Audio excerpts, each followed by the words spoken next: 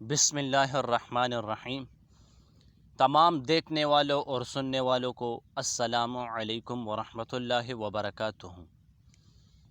ایک بزرگ کا اپنے بیٹے کو ایک شاندار سبق آموز نصیحت۔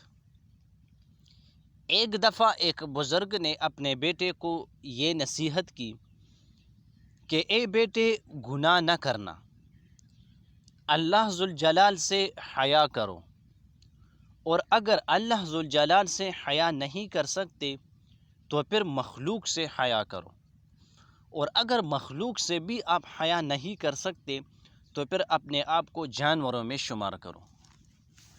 کیسا زبردست نصیحت کہ ایک بزرگ کا اپنے بیٹے کو کتنا زبردست اور سبق آموز نصیحت ہے۔